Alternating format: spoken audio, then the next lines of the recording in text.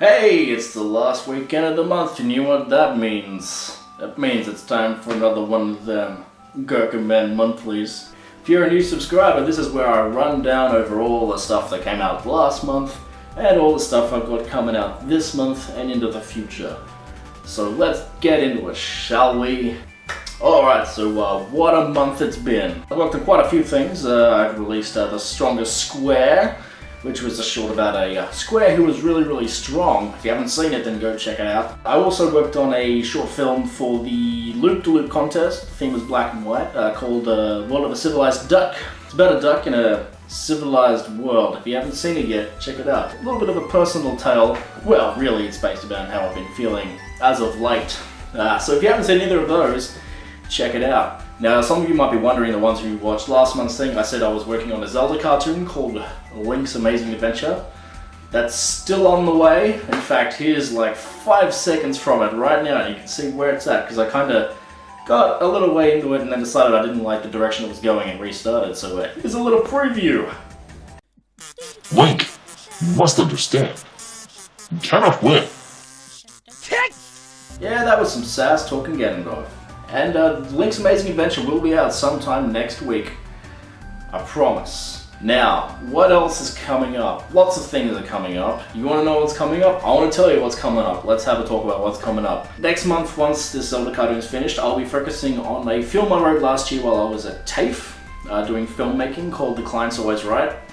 I started it once and got about an eighth of the way into it and decided I didn't like the way it looked or felt or anything, and decided to scrap it. I've rewritten it, I've re-storyboarded it, I've actually done a bit of animatic work on the opening credits, the opening title sequence. So next month I'll be focusing on that film specifically, along with my loop, and that means I'll probably only get 2 animations out if I even get it finished next month, which I really want to do. It's kind of a bigger film than what I have been working on. It's a couple of minutes long as opposed to 45 seconds, so please forgive me if it takes a little bit longer than that and if the channel slows down a little bit. Also coming up is my friend Mark Schneider, who some of you might know is the animator on the Wonders of the Universe series by Toonworks. He is coming over from the US, he'll be arriving next week, and we're going to be watching some films together, and to mix up this channel a bit, we're going to be doing some video reviews, which neither of us have ever really done before, but while he's here, we thought we'd give it a bit of a go. What films in specific have been chosen? There are 3 films he hasn't seen. I've seen 2 of them, and they're all terrible films. I won't tell you what 2 of them are, but I will tell you that one of them is Pendragon's War of the Worlds, because no one seems to have touched it online. Because the Martian Saga is coming up as a retro release in a couple of months, I figured it'd be good to have a review of and someone else's War of the Worlds project, little independent War of the Worlds project, to coincide with the release of those 5 episodes of that failed series I was working on in 2005. So that should be interesting, and who knows what other little mischievous things that we'll get up to while he's over here. And of course, on top of all that new news, I guess it's just news, there's also the retro releases for next month. So let's go through the retro releases for next month. Next coming Friday will be the Gerkinman's Guide to Cosplay. Geeble and Gob will be being released on the 1st of June. The 8th of June will see The Siege, which was my segment for Legendary Frogs project The Matrix Still Has You. On the 15th of June will be Spoonage, which was my Year 12 high school drama class final project.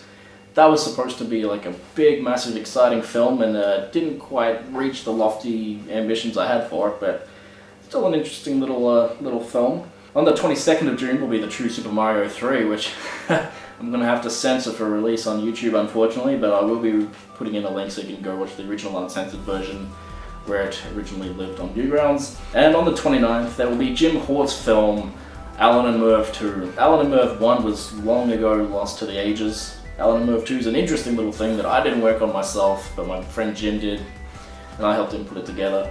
And well, it's still one of my favourite things that we worked on together. Yeah, those are the retro releases coming up.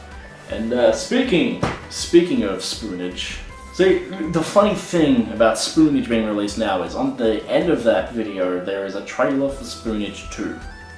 Spoonage 2 was never made, it was never even started, let alone completed. It was a fake trailer. It's been 10 years almost since that movie came out, and for some reason I just thought it'd be a good idea to take that fake trailer and try to actually make a short film out of it that contains everything out of that fake trailer. It's got the Batmobile, it's got Godzilla, it's got the Death Star, it's got everything. It's pop culture central. So I'm trying to tone down the pop culture references a bit while retaining all the content from that fake trailer and turning it into some kind of cohesive film.